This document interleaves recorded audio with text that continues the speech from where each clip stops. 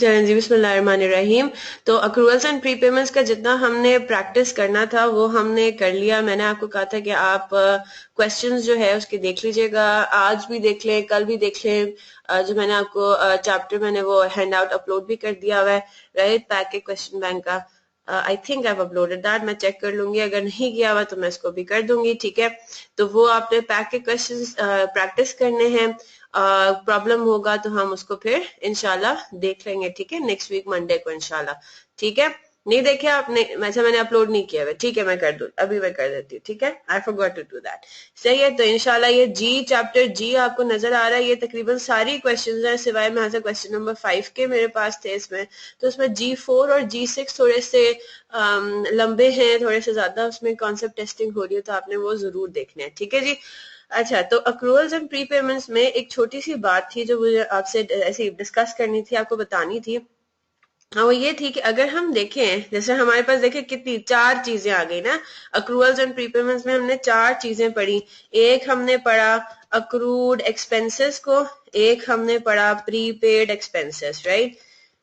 फिर हम आ गए इनकम के ऊपर, हमने यहाँ पे पढ़ा अक्रूड इनकम, और फिर हमने क्या पढ़ा, अनअर्न्ड इनकम, ठीक है। Unearned income. अब अक्रूड एक्सपेंस क्या होता है? अक्रूड एक्सपेंस हमारा करंट लायबिलिटी है, ठीक है। इसके अलावा करंट लायबिलिटी और कौन सी है? Unearned income. Accrued income on the other hand आपका करंट एसेट है, सेम एज प्रीपेड एक्सपेंसेस, ठीक है जी।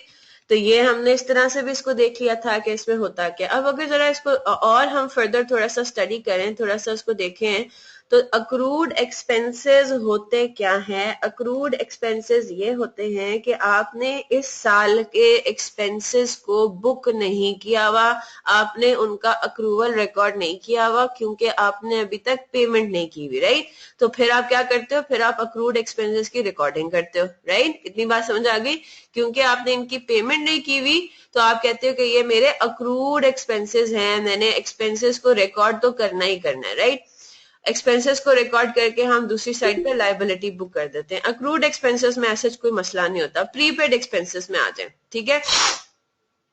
प्रीपेड एक्सपेंसेस में हम ये बात बोलते हैं कि हमने अगले पीरियड का एक्सपेंस पे कर दिया है अभी से, ठीक है।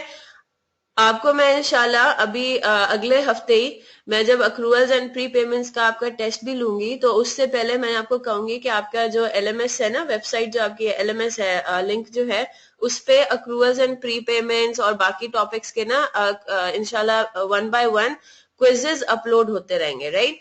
अब वो क्विजेस का काम क्या होगा? क्विज आपको पता है कि कैफ के पेपर्स में नहीं होता कोई, राइट, कोई मल्टीपल चॉइस तो होता नहीं है, राइट, एमसीक्यूज नहीं होते। ये एमसीक्यू बेस्ड क्विज होगा, लेकिन ये सिर्फ आपकी कॉन्सेप्ट टेस्टिंग के लिए है, आपकी कॉन्सेप्ट्स की रिवीजन के लिए होगा, ठीक है। तो ये एडेड एक चीज थी, तो मैंने कहा ये भी डाल देते हैं। मतलब मैं वैसे ही आपके जैसे अकाउंटिंग कॉन्सेप्ट्स का वैसे ही मैं आपके क्विज ले रही होंगी वीकली बेसिस पे, राइट। तो एक हम इस तरह से भी कर लें कि अभी तो हमने वैसे भी जनवरी में जो आपका ग्रैंड टेस्ट आ रहा है उसकी भी तैयारी करनी है, राइट। तो आई होप आप लोगों ने सारी बेसिक्स अभी, इवन दो आप लोगों ने मिड टर्म में दोबारा पढ़ाई की है, लेकिन मैं आप लोगों के पेपर्स चेक कर रही थी, आप लोगों ने उसमें भी काफी थोड़े से सिली मिस्टेक्स, थोड़ी सी कंसेप्चुअल इश्यूज के आपके हुए हुए अभी भी। तो मेरा सजेशन आप लोग को ये होगा कि ग्रैंड टेस्ट नंबर 2 के, ग्रैंड टेस्ट नंबर 1 के लिए आप लोगों ने ये नहीं करना कि और तैयारी हुई हुई है, रिवाइज करने की जरूरत नहीं, आपने रिविजन करनी है दोबारा से, ठीक है। मेन लेजर क्या होता है? रिसीवेबल लेजर क्या होता है? जैसे मोशन में आपका देख रही थी, ऐसी मैंने सिर्फ अभी थोड़ा सा ही देखा, मैंने पूरा चेक नहीं किया, सबके चेक नहीं किया मैंने। मैं भी अपने रेगुलर स्टूडेंट्स की करी थी पहले। तो उसमें मैंने आपको देखा है कि आपने आपको शायद क्वेश्चन नंबर 2 में इसीलिए सबसे ज्यादा टाइम लगा, या मैं आप कह रहे थे क्वेश्चन नंबर 6 में ना, क्वेश्चन नंबर 6 में आप कह रहे थे सबसे ज्यादा टाइम लगा है बुक्स ऑफ प्राइम एंट्रीज वाला। वो इसीलिए लगा क्योंकि आपने वो वाले अकाउंट्स भी बना दिए थे जो कि रिक्वायर्ड नहीं थे। आपने बैंक का भी अकाउंट बना दिया आपने, और दो चार और बैंक अकाउंट्स भी बना दिए। मेन लेजर में आपसे सिर्फ रिक्वायर्ड था कंट्रोल अकाउंट्स, राइट। तो अब इस तरह की चीजें जो है, इवन दो आपने आपका कंसेप्चुअली आपका कोई गलती नहीं, लेकिन उसने आपको आपसे जो मांगा हुआ था ना, आपने you didn't stick to the requirement, आपने शायद रिक्वायरमेंट को समझा नहीं। तो ये बड़ी नहीं नहीं नहीं, अब गलती के डर की वजह से आप अपना पूरे पेपर की टाइमिंग आउट कर रहे थे, राइट। आपको कॉन्फिडेंस होना चाहिए। जब हमें ये बात पता है कि मेन लेजर में सारे अकाउंट्स आते हैं, बिल्कुल ठीक है, मेन लेजर में कंट्रोल अकाउंट्स भी आते हैं, ये बात भी हमें पता है। और अगर सवाल में उसने ये बात बोली हुई है कि मेन लेजर में सिर्फ आपको कंट्रोल अकाउंट्स बनाने हैं और रिसीवेबल और पेएबल लेजर यानी कि सब्सिडरी लेजर में सारे अकाउंट्स बनाने हैं, तो आप उसी तरह से करो ना। अब मैंने आपका ये नहीं देखा कि आपने सब्सिडरी लेजर्स में सारे बनाए नहीं बनाए, क्या बनाया क्या किया, मुझे सिर्फ नजर पड़ी आपके क्या कहते हैं मेन लेजर के अंदर जो आपने कंट्रोल अकाउंट्स का वो कर दिया था। सिर्फ कंट्रोल अकाउंट्स के अलावा भी आपने अकाउंट्स बना दिए थे, तो उसमें टाइम जाया होता है ना। तो वो तो इत्तेफाक से आपका ये आखिरी क्वेश्चन आपने अटेम्प्ट किया था। अगर ये आपने बीच में कभी अटेम्प्ट किया होता क्वेश्चन नंबर 6, ठीक है, अच्छा सारे बनाए चले ठीक है, लेकिन आप खुद ही देखो ना, अगर आपने क्वेश्चन नंबर 6 को पहले क्वेश्चन के तौर पे अटेम्प्ट किया तो उसमें कितना टाइम लग जाता, बाकी क्वेश्चंस पे इसका फर्क पड़ जाना था, राइट, इफेक्ट पड़ना था। तो इस तरह से आपने नहीं करना, राइट। ठीक है जी, तो ये मैं क्विजेस की बात करी थी। तो क्विजेस में इस तरह के छोटे मोटे कॉन्सेप्ट्स की भी टेस्टिंग होगी, छोटे बिल्कुल बारीकी में जाके वो आपसे सवाल पूछेगा। तो you have to make sure कि जी आपके जो है ना छोटे छोटे जो एग्जामिनेबल नहीं भी है, जो क्विज में एमसीक्यूज में ज्यादा से ज्यादा मैं कॉन्सेप्ट ही टेस्ट कर सकती हूँ, राइट।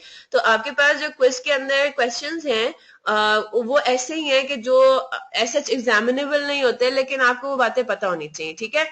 तो जिस तरह अब यहाँ पे प्रीपेड एक्सपेंसेस है, तो प्रीपेड एक्सपेंसेस को हम ये कह सकते हैं कि हमने फ्यूचर का कोई एक्सपेंस जो है वो पे कर दिया, यानी कि अगले पीरियड का हमने एक्सपेंस जो था उसकी पेमेंट अभी कर दी। तो वो इस पीरियड का एक्सपेंस तो नहीं है, इस पीरियड में तो वो एसेट कहलाएगा, लेकिन जैसे ही अगला पीरियड आएगा, अगला पीरियड का टाइम गुजरेगा, तो वो एसेट आहिस्ता आहिस्ता क्या हो जाएगा, एक्सपेंस में कन्वर्ट होता जाएगा, राइट। इतनी बात क्लियर है। तो प्रीपेड एक्सपेंसेस को अगर हम देखें तो उसको हम ट्विस्टेड तरीके से इस तरह से भी बोल सकते हैं कि फ्यूचर का हमने एक्सपेंस जो है उसकी प्री पेमेंट की हुई है, राइट। अक्रूड इनकम के ऊपर जब हम आते हैं, अक्रूड इनकम क्या होता है कि आपने इनकम अर्न कर ली थी, आपको मिली नहीं, है ना। इनकम अर्न करने का क्या मतलब है, एक होता है इनकम अर्न करना, इनकम अर्न करने का मतलब होता है कि वो इनकम आपके लिए हलाल हो गई, राइट, आपका हक बन गई, राइट, आपका राइट बन गई, ठीक है, राइट आपका एस्टैब्लिश हो गया। क्यों? क्योंकि आपने उनके अगेंस्ट बेनिफिट प्रोवाइड कर दिया, राइट एस्टैब्लिश हो गया। अगर मैं आपको ये बोलूं कि अनअर्नड इनकम फिर क्या होती है, अनअर्नड इनकम में इनकम आपकी रिसीव हो जाती है लेकिन नॉट अर्नड, है ना। आपने रिसीव तो कर ली, कैश के सेंस में रिसीव तो कर ली, लेकिन आपने उसको अभी तक अर्न नहीं किया। तो आप लोग इस तरीके से भी डिफरेंट टाइप्स, मतलब ये किस्म की बुकिश और एक किस्म की थियोरेटिकल नॉलेज किस्म की है। ये आपको हो सकता है बुक्स में भी इस तरह से नजर आए, डेफिनेशंस इस तरह से नजर आए, लेकिन एनीवे आपने इसको इस तरह से देखना है। कल भी हमने जिस तरह जो क्वेश्चन किया था, कल जो हमने क्वेश्चन किया था क्वेश्चन नंबर 7, उससे हमें एक और डिफरेंट तरीके से देखने को नजर आया था। जिस तरह जुलेखा ने पॉइंट आउट किया था कि अगर अक्रूड एक्सपेंस है तो उसको हम ऐड कर देते हैं, राइट। इसी तरह आपने मोहसिन आपने भी ये बात बोली थी कि वो इसमें शामिल है, हमें कैसे पता, फिर हमने उस चीज को समझा था, राइट। अगर वो चीज इसमें शामिल है तो हमें उसको वहां से निकालना होता है। प्रीपेड एक्सपेंस में होता है कि हम वो अमाउंट ऑलरेडी एक्सपेंस में गई हुई होती है, आपको उसमें से निकालना होता है, so on and so fourth, right. तो इस तरह से भी आप रेडी रहो कि आपके क्विज में इस तरह से कंसेप्चुअल टेस्टिंग होगी, प्लस आपको इस तरह के अपने कॉन्सेप्ट्स पक्के करने हैं। वैसे तो आप उसकी टेंशन ना ले, देखें इतनी क्लैरिटी कॉन्सेप्ट्स में और बिल्कुल क्रिस्टल क्लियर कॉन्सेप्ट्स होना, ये तो आपके पास आएगा 1-2 साल के बाद, ठीक है। जब आप कॉन्स्टेंटली प्रैक्टिस करते रहोगे, जब आप प्रैक्टिकल थोड़ा एक्सपोजर लोगे ना, तब जाके आपके कॉन्सेप्ट्स क्रिस्टल क्लियर होंगे। तो आपने इस बात को अपना थोड़ा सा अपना आपको स्पेस भी दें, अपने पास एक वो भी रखें, गुंजाइश भी रखें कि जरूरी नहीं है कि मुझे हर चीज क्लिक कर जाएगी और मुझे हर चीज क्रिस्टल क्लियर हो जाएगी। बस आपने इस बात का ख्याल रखना है, ठीक है। एग्जाम के पॉइंट ऑफ व्यू से I have to make sure that I know everything, ठीक है। लेकिन बैक एंड पे जो ये कॉन्सेप्ट्स में जिस तरह छोटी छोटी बातें बता रही हूँ कि ये चीजें एग्जामिनेबल नहीं है, but you need to understand these आगे के लिए, और वैसे ही जनरली अकाउंटिंग सीखने के लिए, तो आपको ये चीज over a period of time भी समझ आ सकता है, जरूरी नहीं है कि फौरन चीजें समझ में आए, ठीक है। मोहसिन और जुलेखा क्लियर है? तो कल हम लोगों ने जो ट्रांसफर का पूरा सिस्टम देखा था कि एसओसीआई किस तरह से बनता है, वो सब क्लियर हो गई बात। चले अब हम थोड़ा देख लेते हैं। चले जी, तो ये आपका मिड टर्म का पेपर था, ठीक है। अब इसमें मेरे पास सॉफ्ट में जैसे ही इंशाल्लाह आएगा इसका सोल्यूशन मैं आप लोग को अपलोड कर दूंगी एलएमएस पे, ठीक है। तो पहला आपका क्वेश्चन है, list the 5 users of financial statements along with the description of the informational need. बहुत ही सिंपल सा सवाल है और मेरे हाथ से स्कोरिंग क्वेश्चन था, ये 10 मार्क का क्वेश्चन था। आपको सिर्फ 5 यूजर्स के नाम लिखने थे और उनके इंफॉर्मेशनल नीड्स लिखने थे, ठीक है। तो अभी मैंने आप लोगों के तो ये सोल्यूशंस चेक नहीं किए सारे, लेकिन जो मेरे रेगुलर स्टूडेंट्स हैं उनमें भी तकरीबन सब ने ही 9 मार्क या 10 मार्क गेन कर लिए हैं। इसमें किसी का बहुत कम ऐसे लोग हैं जिन्होंने या तो उसको अटेम्प्ट ही नहीं किया या इसमें बहुत कम मार्क्स हैं। So very simple question. आगे आते हैं, list the components of a complete set of financial statements. तो कंपोनेंट्स में क्या चीजें आती हैं, वो 5 चीजें कौन कौन सी? Statement of comprehensive income, statement of financial position, statement of cash flow, statement of changes in equity and notes to the accounts, ठीक है। तो अगर इसमें किसी ने एलिमेंट्स को लिख दिया है, एसेट्स, लायबिलिटीज, कैपिटल, ड्रॉइंग्स, तो वो एलिमेंट्स होते हैं, राइट। कंपोनेंट्स में इसीलिए फोकस करी थी वर्ड कंपोनेंट्स पे। आई स्टिल रिमेम्बर, मैंने काफी फोकस किया था, मैंने काफी एम्फसाइज किया था कि ये कंपोनेंट्स हैं and what we are going to do next, assets liabilities वाली चीज वो एलिमेंट्स कहलाती है, राइट। ठीक है जी। फिर आपका आता है कि जी what is meant by the business entity concept. तो इस कॉन्सेप्ट में आपने वही डिस्क्राइब करना था कि अच्छा, अब इसमें मैंने देखा है कि काफी लोगों ने legal entity, separate legal entity के बारे में बात किया हुआ है। तो सेपरेट लीगल एंटिटी होना is not the business entity concept. Business entity concept वो वाली बात थी कि बिजनेस एक अलग एंटिटी है और ओनर सेपरेट है बिजनेस से, यानी कि रिकॉर्डिंग पर्पसेस से, अकाउंटिंग पर्पसेस से ये इंपॉर्टेंट हो जाता है कि आपने इन दोनों को अलग अलग रखना है। बिजनेस एंटिटी कॉन्सेप्ट जो है वो तीनों फॉर्म्स ऑफ बिजनेस में अप्लाई होता है, सोल ट्रेडर में भी, पार्टनरशिप में भी और कंपनी में भी। सेपरेट लीगल एंटिटी का कॉन्सेप्ट सिर्फ अप्लाई होता है कंपनी के केस में, राइट। तो सेपरेट लीगल एंटिटी होना is something else and business entity concept is something else, right. तो आई होप ये भी 2 मार्क का सवाल था। अब इसमें मुख्तलिफ वेरिएशन में मुझे आंसर्स मिल रहे हैं, कुछ ठीक हैं कुछ गलत हैं, तो मैं भी आप लोगों को देखती हूँ। नहीं नहीं नहीं नहीं, ये तो आपने बिजनेस का डेफिनेशन दे दिया, मुझे बिजनेस एंटिटी की डेफिनेशन थोड़ी चाहिए थी, मुझे तो कॉन्सेप्ट चाहिए था। What is meant by business entity concept, ये आपके स्टडी टेक्स्ट में भी इसका लिखा हुआ है। एक सेकेंड दिखाती हूँ आपको मैं, अब मैं देखती हूँ आप लोगों ने क्या लिखा हुआ है, लेकिन इसमें आपका स्टडी टेक्स्ट में भी है। मैं ये बात बार बार जब शुरू में हम कह रहे थे तो मैंने इस बात को रिपीट भी किया था, business entity concept. I still remember I wrote this separately, मैंने आप लोगों को अलग से करके भी बताया था कि ये बिजनेस एंटिटी कॉन्सेप्ट कराता है। आंसर क्या होना चाहिए, मैं बताती हूँ आंसर क्या होना चाहिए। ये रहा, बिल्कुल ठीक। Business entity is separate from its owners, ये बात है, ये कहलाता है बिजनेस एंटिटी कॉन्सेप्ट। कॉन्सेप्ट लिखा हुआ है ना, अगर मैं आपसे आपको लिखती हूँ what is meant bye a business entity, तो वो डेफिनेशन होती है मोहसिन जो आप बता रहे हो, a business profit, an entity set up for with the aim of earning a profit. Separate being लिख दे, सेपरेट एंटिटी लिख दे, मुझे ये चाहिए था, ये पूरे 2 मार्क उसको मिल जाते जो ये बात लिखता कि वो सेपरेट एंटिटी है फ्रॉम इट्स ओनर। ये मेन पार्ट है कि बिजनेस इज एन अलग अलग चीज है, ओनर एक अलग चीज है, दोनों की अकाउंटिंग को अलग अलग करना है, ठीक है। लीगल जिसने बात बोल दी है ना कि लीगल सेपरेट लीगल एंटिटी है, वो चीज थोड़ी गलत हो जाती है। बिजनेस एंटिटी कॉन्सेप्ट के अंदर हम ये बात नहीं बोलते कि वो सेपरेट लीगल एंटिटीज हैं। क्यों? बिजनेस एंटिटी कॉन्सेप्ट तीनों फॉर्म्स ऑफ बिजनेसेस पे अप्लाई होता है, सेपरेट लीगल एंटिटी वाली बात सिर्फ कंपनीज पे अप्लाई होती है, राइट। तो वो थोड़ी डिफरेंट हो जाती है, इससे थोड़ा सा वो हो जाता है।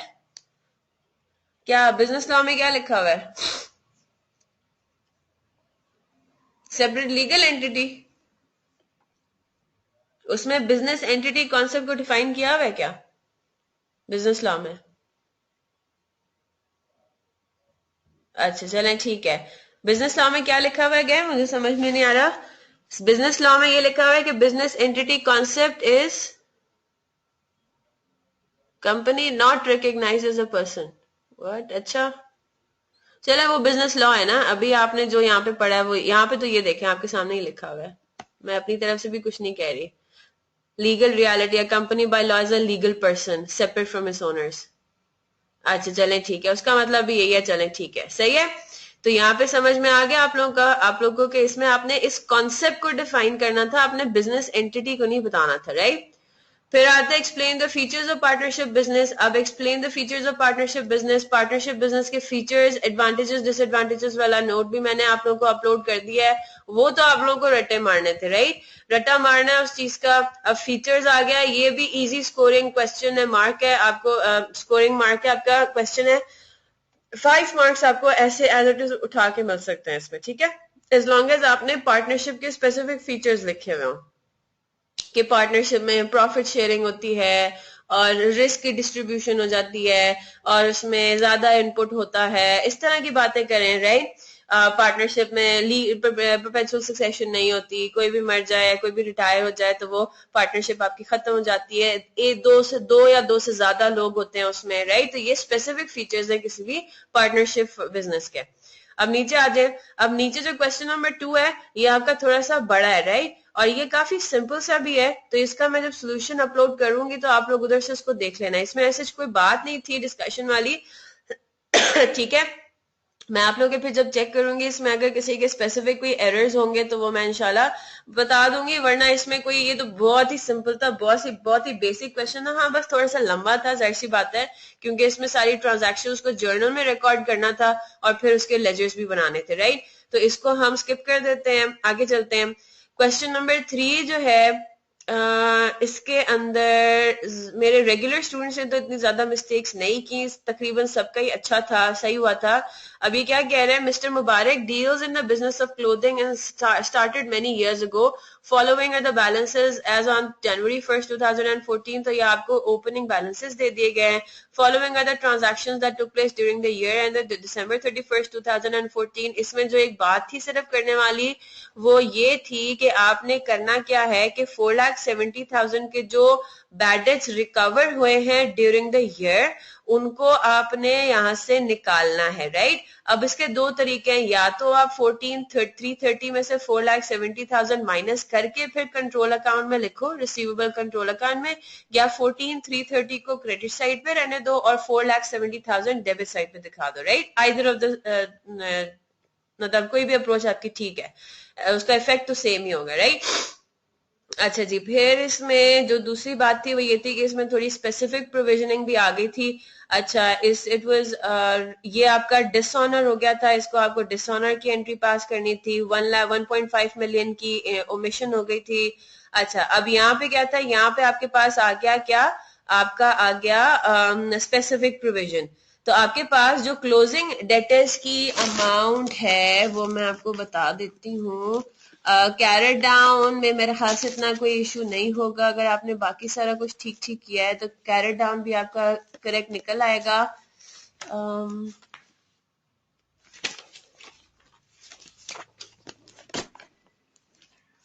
अच्छा जी, तो कैरेट डाउन की आपके रिसीवेबल अकाउंट का जो कैरेट डाउन है उसका आंसर है 128,11500, ठीक है। ठीक है जी, तो आपके पास सिचुएशन क्या है कि आपके पास, ठीक है, यही आ रहा है मोहसिन, आपका भी यही है, 128,11500 ये आपका आएगा रिसीवेबल अकाउंट का कैरेट डाउन, ठीक है। ये आपका रिसीवेबल अकाउंट का कैरेट डाउन आएगा। चलें अगर नहीं भी आ रहा तो इधर देख ले पहले, ठीक है। 125,11500, चले मैं आपका देख लूंगी, आपका कितने का डिफरेंस है, 3 लाख का डिफरेंस, आपने 3 लाख क्रेडिट साइड पे दिखा दिया है या शायद आपने 3 लाख को डेबिट नहीं किया। ये देखें डिसऑनर चेक किया आपने, ये एंट्री पास की है, during the year check of ₹3 lakh was received from a customer, Mr. Kamran. It was appropriately recorded and deposited in the bank, but it was returned as unpaid from bank on December 31st. Nothing was recorded. Yes, oh no, है ना। तो ये आपका रह गया है ना, तो ये आप करेंगे तो फिर आपका 128,11500 ही आएगा। चलो जी, ठीक है, कोई बात नहीं, इसका आपका सिर्फ कितने मार्क कटेगा, आपका आई गेस 0.5 मार्क कटेगा इसका, सही है। चलें जी, तो ये करने के बाद आपके पास कैरेट डाउन आ गया ये। अब आपके पास क्या है, स्पेशल डेटर भी है और यहाँ पे आपके पास जनरल डेटर्स हैं। फिर बाकी आपके पास जो स्पेशल डेटर है उसके डेट की फिगर कितनी है, 1 मिलियन रुपीज, राइट। तो सबसे पहले तो आपने 1 मिलियन को अलग करना है और फिर आपने आना है जनरल डेटर्स पे। जनरल डेटर्स पे क्या होंगे, दिस माइनस 1 मिलियन यानी कि 11.811500। जो 1 मिलियन का अमाउंट है उसमें से 40% एस्टिमेटेड है कि रिकवर हो जाएगा।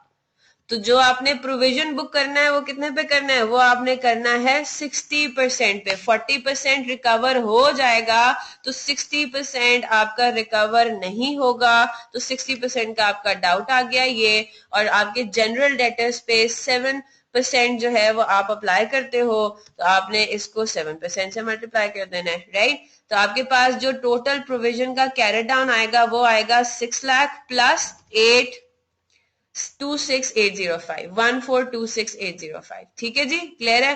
तो ये आपका कैरेट डाउन आ गया। तो आपका जो एसओसीआई में फिगर जाएगी वो जाएगी टोटल 1636,805। ये मैं आप लोग का इंशाल्लाह चेक कर लूंगी, ठीक है।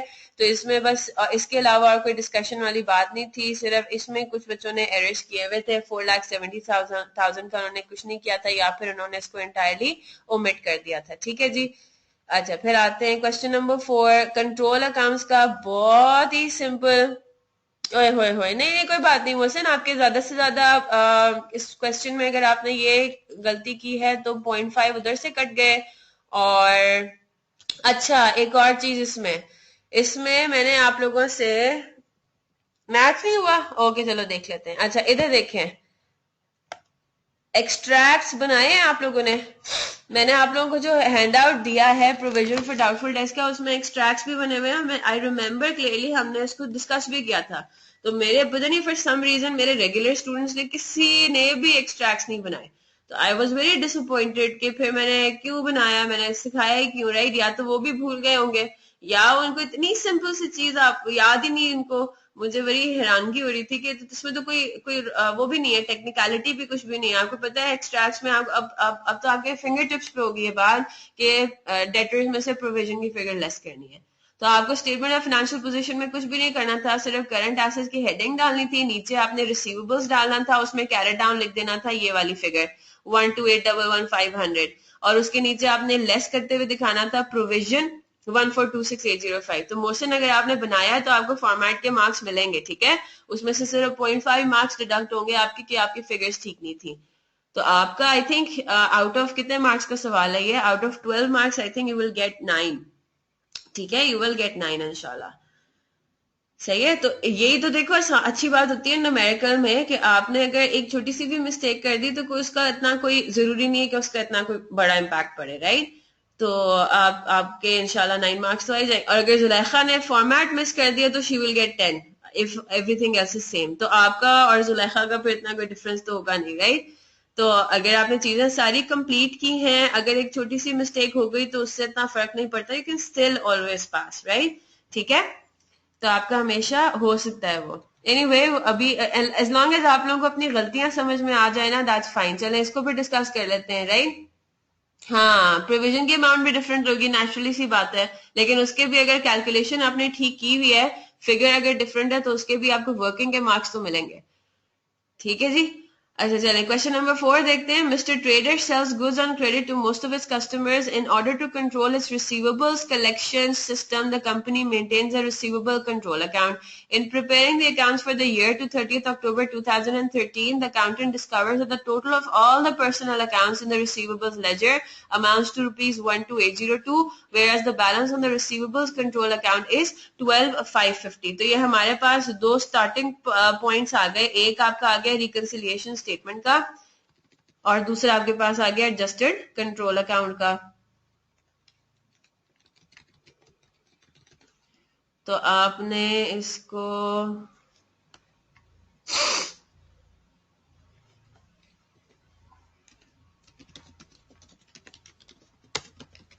ठीक है, एडजस्टेड कंट्रोल अकाउंट का स्टार्टिंग पॉइंट क्या होगा, 12550, ठीक है। इसको हमने कर दिया ब्रॉड डाउन और हमने इसको कर दिया, ये है आपके पास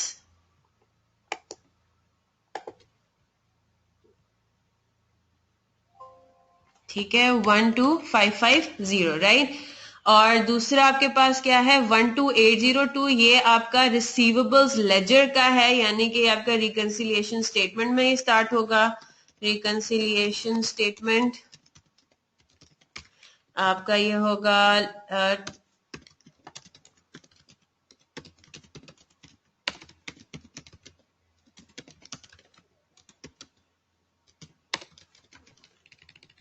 ठीक है, ये आ गया 12802। सही है, अब हम एक एक करके आते हैं। Sales for the week ending 27 March 2013 amounting to ₹850 had been omitted from the control account. तो 850 रुपीज की आपने सेल्स को ओमिट किया था, कंट्रोल अकाउंट में ओमिशन आई है सिर्फ और सिर्फ, तो हमने 850 को यहाँ पे कंट्रोल अकाउंट में डेबिट साइड पे लिख देना है। ठीक है, इधर लिख देंगे सेल्स। फिर आगे आता है, uh customers account balance of ₹300 had not been included in the list of balances. यानी कि डेबिट बैलेंस एक था 300 रुपए का, कस्टमर का बैलेंस था 300 रुपए का, जो कि लिस्ट ऑफ बैलेंसेस में ऐड नहीं हुआ, यानी कि ये आएगा यहाँ पे। ठीक है,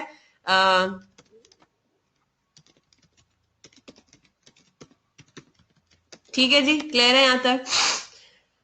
फिर आ गया, cash received of 750 had been entered in the personal account as 570। Personal account यानी कि रिसीवेबल लेजर के अंदर, राइट। कैश रिसीव हुआ 750 का, अकाउंट को क्रेडिट होना चाहिए था 750 से, आपने कितने से क्रेडिट कर दिया, आपने 570 से क्रेडिट कर दिया, यानी कि आपको फर्दर अभी कितने से क्रेडिट करना है, 750 माइनस 570, यानी कि 180 से हम क्या कर देंगे, क्रेडिट होता हुआ दिखा देंगे, यानी कि माइनस होता हुआ दिखा देंगे, राइट। हम इसको लिख देंगे कैश रिसीव्ड अंडर रिकॉर्डेड। फिर आगे पास आ रहा है, discounts allowed totalling 100 had not been entered in the control account. तो डिस्काउंट्स अलाउड की एंट्री नहीं हुई हुई थी 100 रुपीज की, आपने डिस्काउंट्स अलाउड को यहाँ पे रिकॉर्ड कर दिया। ठीक है जी, फिर आगे आते हैं, a personal account balance had been undercast by 200। Undercasting हुई है, यानी कि डेबिट बैलेंस को आपने कम लिख दिया था। तो नॉर्मली क्या होता है, कस्टमर्स के बैलेंसेस क्या होते हैं, डेबिट बैलेंस होते हैं ना, तो आपने डेबिट बैलेंस को कम से लिख दिया था। तो अब जब आप दोबारा से इंक्रीज करेंगे इसको, तो आप यहाँ पे ऐड कर देंगे। ठीक है, अंडरकास्टिंग एरर यहाँ पे ऐड हो गया। फिर a debit or a debt of ₹2000 relating to a VAS was correctly written off in control account, but in receivable ledger it was credited to Waqas account instead of a VAS का account। अब यहाँ पे आप चाहें तो 2000 add करके 2000 less भी कर दें, राइट। लेकिन इसमें आपको पता है कि इस चीज का रिसीवेबल लेजर पे ओवरऑल बेसिस पे कोई फर्क नहीं पड़ेगा। क्या होगा, आप वकास के अकाउंट को आपने गलती से क्रेडिट कर दिया था, अब आप वकास के अकाउंट को डेबिट करके अवैस का अकाउंट क्रेडिट कर देंगे, लेकिन टोटालिटी के बेसिस पे मेरे रिसीवेबल्स लेजर पे कोई फर्क नहीं पड़ेगा, डेबिट और क्रेडिट वो नलिफाई हो जाएगा। ठीक है जी, ये वाली बात सही है। मोहसिन और जुलेखा यहाँ तक सही आ रहा है सबका। तो आप चाहे तो 2000 लिखें, ओमिट ही कर दें, 2000 लिखने की जरूरत ही नहीं है। ठीक है जी, चले सही है। फिर अ कॉन्ट्रा आइटम ऑफ, तो आपने क्या किया है, आपने क्या कर दिया, इसको कुछ भी करने की जरूरत नहीं है, यहाँ पे कुछ लिखने की जरूरत नहीं है। अगर आप लिख भी रहे हो ना, तो 2000 को यहाँ पे ऐड करके 2000 को लेस करना भी, ओहो कहाँ पे एंट्री पास की, रिकंसिलिएशन स्टेटमेंट में, और आपने माइनस करते हुए दिखा दिया, ये कर दिया आपने, आपने क्रेडिट किया तो आपने माइनस करते हुए दिखा दिया, और आपने ऐड बैक नहीं किया उसको, ये गलती हो गई ना। बात समझ आ रही है ना, ओवरऑल बेसिस पे कुछ भी नहीं हो रहा। देखो क्या होगा, अच्छा चलो ठीक है, पहले हम देखते हैं आपका क्या हुआ, it was credited to Waqas का अकाउंट। तो वकास के अकाउंट को ठीक करने के लिए हम क्या करेंगे, उसको डेबिट कर देंगे। डेबिट करने से मुराद ये कि हमने इसको यहाँ पे ऐड कर दिया है ना, और फिर हम क्या करेंगे, ठीक करने के लिए अवैस का अकाउंट क्रेडिट करेंगे। जब अवैस का अकाउंट क्रेडिट करेंगे तो यहाँ पे हमें लेस करना पड़ेगा, तो नेट बेसिस पे दोनों क्या हो रहे हैं, नलिफाई हो रहे हैं। ठीक है ना जुलेखा, क्लियर हो गई बात। ठीक है, तो चाहो तो आप इसको लिख दो इस तरह से, चाहो तो रहने दो। आगे चलते हैं, बस हो गया, बस सिर्फ यही डिफरेंस आ रहा है। A contra item of 400 with the payables ledger had not been entered in the control account, तो 400 को आपने यहाँ पे contra record कर देना है। फिर आपके पास है an irrecoverable debt of 500 had not been entered in the control account, तो 500 को आपने यहाँ पे record कर दिया, आपका irrecoverable debt है यानी कि write off हो रहा है। A cash receipt of rupees 250 had been debited to a personal account, तो अब आपको 250 500 से आपको क्रेडिट करना है, आपने 500 से यहाँ पे माइनस दिखा दिया। पर्सनल अकाउंट में गलती हुई है यानी कि आपने रिकंसिलिएशन स्टेटमेंट में इसको ठीक करना है। बिल्कुल ठीक है, 11 730 दोनों का मैच होगा, तो फिर रहने दूं, इसको रहने दूं जुलेखा, अब हो जाएगा आपका जो मैच करेगा ना, यहाँ पे आपका कैरेट डाउन आना चाहिए है 11 730 और रिकंसिलिएशन स्टेटमेंट का भी जो टोटल है ना वो आपका 11 730 आना चाहिए। जुलेखा हो गया, इतने भी आ रहा है। जब आप ये 2000 वाली अपनी गलती खत्म कर देती हैं तो रिकंसाइल हो रहा है, जल्दी से बता दें, अगर नहीं हो रहा तो फिर इसको फर्दर डिस्कस करते हैं वरना फिर रहने देते हैं। चलें ठीक है, जबरदस्त, सही है जी। फिर आते हैं क्वेश्चन नंबर 5 पे। क्वेश्चन नंबर 5 में क्या कह रहा है, what are the two main purposes of a trial balance. तो ट्रायल बैलेंस के दो मेन पर्पसेस क्या है, एक तो ये स्टेटमेंट ऑफ फाइनेंशियल पोजीशन और स्टेटमेंट ऑफ कॉम्प्रिहेंसिव इनकम को बनाने के लिए यूज होता है। ये भी आपका स्टडी टेक्स्ट में गिवन था। रेगुलर स्टूडेंट्स में तो मुझे बड़ी खुशी हुई थी, सबने बिल्कुल उसी तरह से लिखा था। एक तो उसके ये कि it provides a starting point for the preparation of financial statements, और दूसरा ये था it is an essential tool in identification of errors. अगर आपके ट्रायल बैलेंस में डेबिट और क्रेडिट कॉलम्स मैच नहीं करते तो that is a clear indication that you have made an error in the double entry, right. तो ये to main purposes हो गए ट्रायल बैलेंस के। अब फिर इसमें आता है कि briefly describe the primary reasons for issuance of various documents used in a system to design to account for sales. अब इसके अंदर हमारी बात ये क्या कर रहा है, बात ये कर रहा है आपके जो हमने डिफरेंट डॉक्यूमेंट्स के बारे में पढ़ा था ना, सोर्स डॉक्यूमेंट्स के बारे में। सेल्स की केस में कौन कौन से सोर्स डॉक्यूमेंट्स होते हैं, उसमें हमने पढ़ा था सेल्स इनवॉइस के बारे में, खासतौर पे हमने पढ़ा था। इसके अलावा क्रेडिट और डेबिट नोट्स के बारे में हमने बात की थी। तो इस सिनेरियो में सेल्स रिटर्न के लिए क्या होता है, क्रेडिट नोट, राइट। तो ये दोनों चीजें प्लस आपके में से स्टडी टेक्स्ट में मौजूद हैं, इन्होंने आपको और भी चीजों के बारे में बताया हुआ है जो कि आपके आते हैं, जिस तरह डिस्पैच नोट हो गया और ये सब हो गया। तो ये आपने यहां से करना था, किधर आ गया,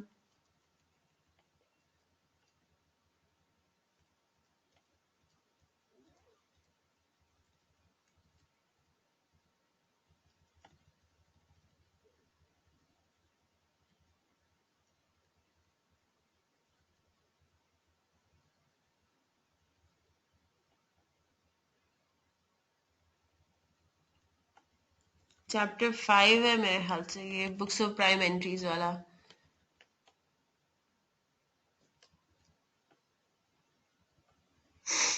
ये आपके स्टडी टेक्स्ट में मौजूद है बच्चे, वही आपको निकाल के दे रही हूँ। ये रहा,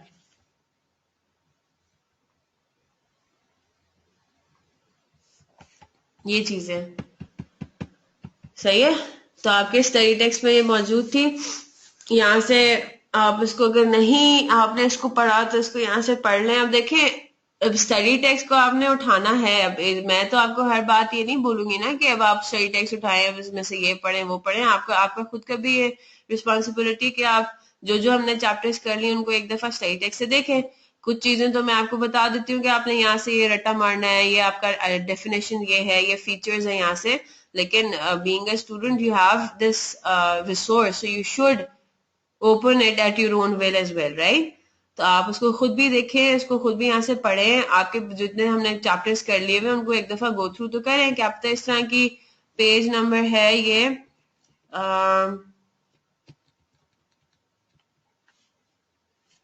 एक second, page number study text का ही है ये, पेज नंबर 95, ठीक है। तो ये यहाँ पे आपका था, यहाँ, ठीक है जी। तो ये यहाँ से मौसम आपने नहीं किया, जुलेखा आपने यहाँ से पढ़ा हुआ इसको,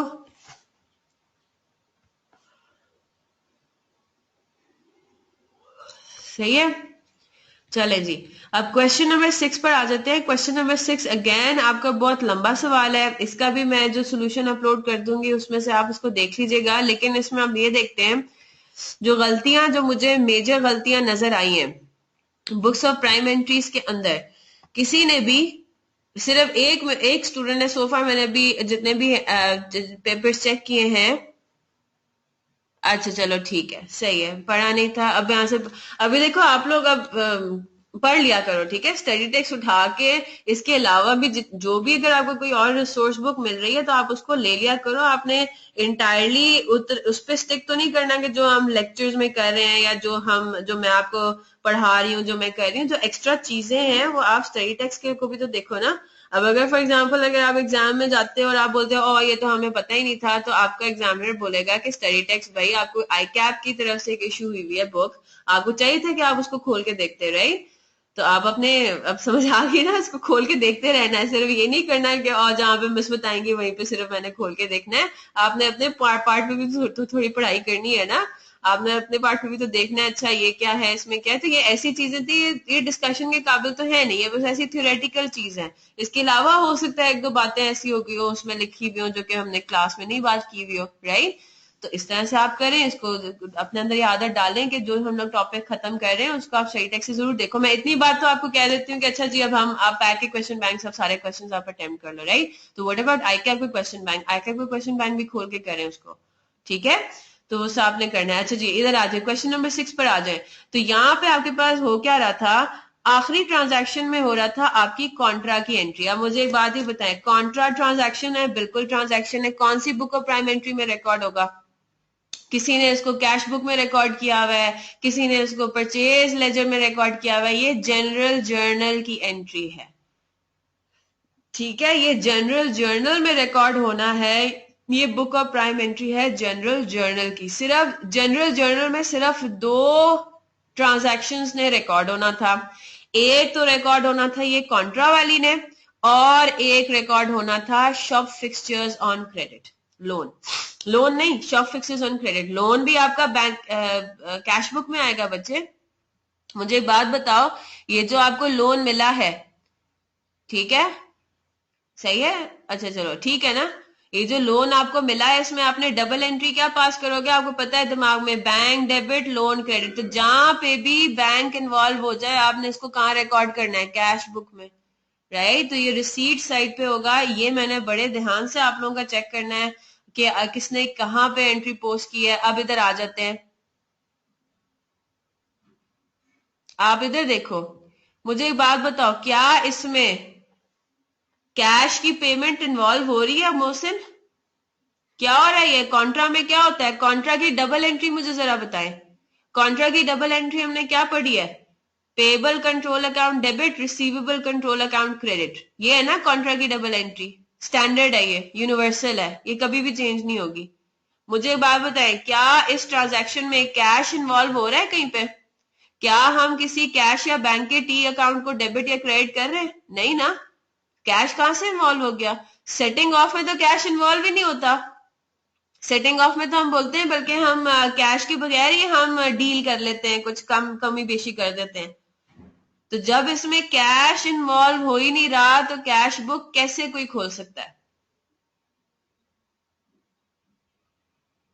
समझ आ गई आपको? देखो मैंने बुक्स ऑफ प्राइम एंट्रीज करते हुए भी ये बात बोली थी और मैं अब दोबारा ये बात बोल रही हूँ कि अगर आपको कंफ्यूजन हो ना कि ये कौन सी बुक में रिकॉर्ड होना है, आप चले जाओ इसकी डबल एंट्री वाले स्टेज पे कि जब मैं डबल एंट्री लिखूंगा या लिखूंगी तो क्या लिखूंगा।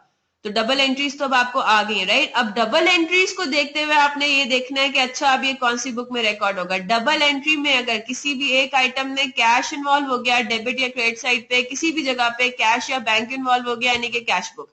किसी भी आइटम में अगर किसी भी जगह पे अगर कोई परचेजेस डेबिट हो रहा है, यानी कि परचेजेस डेबिट, राइट? क्लियर हो गई बात? सिर्फ परचेजेस और पेबल अगर हो रहा है तो आप इस तरीके से सीखो कि अच्छा इसकी डबल एंट्री क्या बनती है। डबल एंट्री में देख लोगे क्या ट्रांजैक्शन है, क्रेडिट ट्रांजैक्शन है, purchases day book, sales credit है, sales day book, cash sales है, कैश बुक, राइट? तो इस तरीके से करोगे तो आसानी रहेगी। अब जिस तरह काफी बच्चों ने बैंक लोन को भी जनरल जर्नल में डाल दिया था, बैंक लोन की डबल एंट्री क्या बनती है? बैंक डेबिट, बैंक आपको पैसे दे रहा है, कैश दे रहा है, आपके बैंक अकाउंट में पैसे डाल देता है, बैंक लोन दे देता है, तो बैंक डेबिट और लोन क्रेडिट, बैंक इन्वॉल्व हो गया, यानी कि cash book receipt side, right. उसमें तो जनरल जर्नल इन्वॉल्व ही नहीं होता।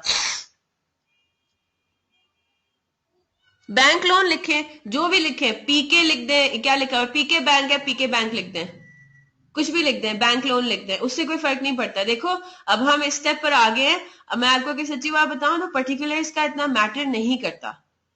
ऑब्वियसली आपको ठीक बात लिखनी है, ये नहीं कि बिल्कुल ही कुछ गलत बात लिख दें, लेकिन अगर ऊंच नीच थोड़ा सा हो जाए, पीके बैंक की बजाय आपने बैंक लोन लिख दिया, वो भी ठीक है, नो इश्यूज, ठीक है, उसमें कोई मसला नहीं है। आपने सिर्फ में ऑब्वियसली बहुत गलत बात नहीं लिख देनी उसमें, लेकिन आपने क्लोज टू द टर्म लिखा है तो दैट्स फाइन, सही है। अब इधर देखते हैं, अब रिक्वायरमेंट देखते हैं। रिक्वायरमेंट वो क्या मांग रहा है कि एक तो वो मांग रहा है सारी books of prime entries, right.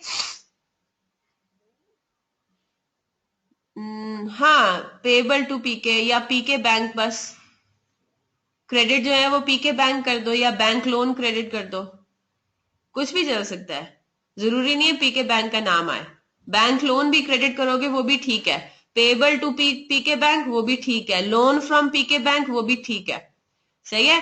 तो आपको इसमें बनानी क्या क्या चीजें थी, सारी की सारी बुक्स ऑफ प्राइम एंट्रीज, ठीक है। अब देखते हैं, and show how the relevant transactions will be recorded in the receivable control account and payable control account in the main ledger. उसने मेन लेजर में क्या मांगा है, सिर्फ रिसीवेबल और पेबल कंट्रोल अकाउंट, राइट। और फिर वो क्या मांग रहा है, फिर वो मांग रहा है रिसीवेबल एंड पेबल लेजर्स, यानी कि सब्सिडरी अकाउंट्स। अब इसमें मुझे जरा एक बात बताएं, सब्सिडरी कंट्रोल अकाउंट्स में, सब्सिडरी अकाउंट्स में, पेबल अकाउंट में क्या बीटा फिटिंग्स का मुझे टी अकाउंट नजर आना चाहिए? पेबल लेजर में क्या मैंने बीटा फिटिंग से गुड्स खरीदी थी? जवाब आएगा नहीं, क्रेडिट पे गुड्स नहीं खरीदी थी, शॉप फिक्सचर्स खरीदे थे। तो Beta Fittings is not a part of my payable ledger. Bloom Hall जिन से मैंने गुड्स खरीदी है ऑन क्रेडिट, सिर्फ उन्हीं पार्टीज के टी अकाउंट्स मुझे नजर आएंगे, किसमें? नहीं नहीं, अब जर्नल से तो हम निकल आए, अब हम लेजर्स के ऊपर आ गए। बुक्स ऑफ प्राइम एंट्रीज बन गई, अब आप टी अकाउंट्स बना रहे हो, टी अकाउंट्स भी बन गए। आपको पता है लेजर्स जो है वो दो जगह पे बन रहे हैं, मेन लेजर में भी बन रहे हैं और सब्सिडरी लेजर में भी बन रहे हैं, राइट। तो मेन लेजर में तो खैर सारी चीजों के आ रहे हैं, राइट। सब्सिडरी लेजर्स में मैं ये पूछ रही हूँ, अच्छा फिक्सचर्स की तो नहीं, मैं बात कर रही हूँ बीटा फिटिंग्स की, मैं बात कर रही हूँ कि इसका टी अकाउंट जो है, लिस्ट ऑफ बैलेंसेस भी बना दिया। अच्छा मतलब आपने टी अकाउंट बनाए ना सारे जुलेखा, मैं चेक कर लेती हूँ आपका, ठीक है। अब बीटा फिटिंग्स का आपका, मुझे बीटा फिटिंग्स का टी अकाउंट नजर नहीं आना चाहिए आपके रिसीव पेबल्स लेजर के अंदर, पेबल लेजर के अंदर, ठीक है। रिसीवेबल्स और पेबल में आपका बीटा फिटिंग्स का बैलेंस नहीं आएगा, क्योंकि these are not payable for goods, these are payable for shop fixtures, right, वो डिफरेंट होता है। इसी तरह पीके बैंक के नाम की लाइबिलिटी भी मुझे पेबल लेजर में नहीं नजर आनी चाहिए, लिस्ट ऑफ बैलेंसेस में पीके बैंक का मुझे नाम नजर नहीं आना चाहिए, ठीक है। इसको मैं चेक कर लूंगी। फिर क्या करना था, आपके सारे गुड्स से रिलेटेड रिसीवेबल अकाउंट और गुड्स से रिलेटेड पेबल अकाउंट्स बनाने हैं, इन अदर वर्ड्स। और फिर क्या करना है, उनकी list of receivables and payables भी बनाना है, यानी कि उनका कैरेट डाउन की लिस्ट बना देनी है, रिसीवेबल्स की अलग, पेबल्स की अलग। You are not required to prepare accounts for any of the other main ledger accounts. Mohsin ये लिखा हुआ है नीचे लाइन, ठीक है। तो आपको टाइम जाया नहीं करना, इसीलिए आपको ज्यादा टाइम लग गया, क्लियर है बात। तो अभी मैं आपके इंशाल्लाह चेक करूंगी क्वेश्चन नंबर 2 और 6 जो है, ये जब मैं अपलोड कर दूंगी आपको, आप लोगों का जो सजेस्टेड सोल्यूशन है, तो फिर आप उधर वहां से इसको फिर देख लीजिएगा, ठीक है, क्लियर है।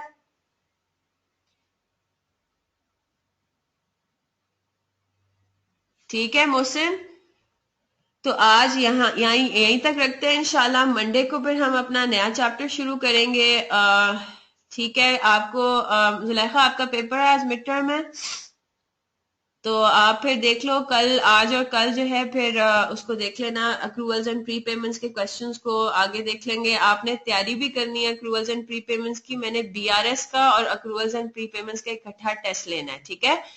तो इकट्ठा टेस्ट हम ले लेंगे वेडनेसडे या थर्सडे को, अगर स्टेशनरी को जर्नल में रिकॉर्ड कर लो तो मसला तो होना तो नहीं चाहिए, लेकिन आईकैप ने अपने सोल्यूशन में और पैक के सोल्यूशन में ना स्टेशनरी को परचेजेस डे बुक में रिकॉर्ड किया हुआ है। मतलब वो डिपेंड करता है फिर कि उसमें जो पेपर जिसने सेट किया है उसने क्या ऑल्टरनेटिव सोल्यूशन जो है वो अलाउ किया हुआ है नहीं किया हुआ। मेरे हिसाब से तो गलती नहीं है। और अगर आपने कर भी दिया ना तो होना नहीं चाहिए इशू। ठीक है, जनरल जर्नल में अगर कर भी दिया क्रेडिट परचेजेस ऑफ स्टेशनरी को। ठीक है।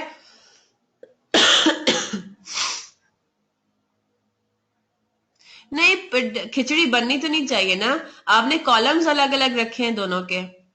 अगर आप परचेजेस डे बुक में स्टेशनरी को लेके जाते भी हो क्रेडिट परचेजेस ऑफ स्टेशनरी को, तो आप अलग कॉलम बना रहे हो ना, आप सेम ही कॉलम में थोड़ी वो कर रहे हो। मैंने आपको दो अलग अलग कॉलम्स में बताया ना कि गुड्स की परचेजेस को एक कॉलम में रख लें, स्टेशनरी की परचेज को दूसरे कॉलम में रख लें। तो करना भी आपको अलग अलग है, वरना वाकई में फिर तो खिचड़ी पकेगी।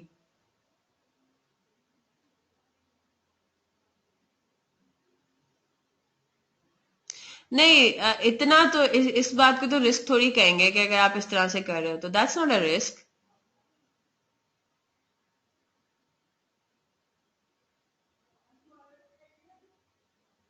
सही है, तो अगर आपने करना भी है तो आप अलग अलग कॉलम्स ले लो, कोई मसला नहीं है। ठीक है जी। और कोई क्वेश्चन?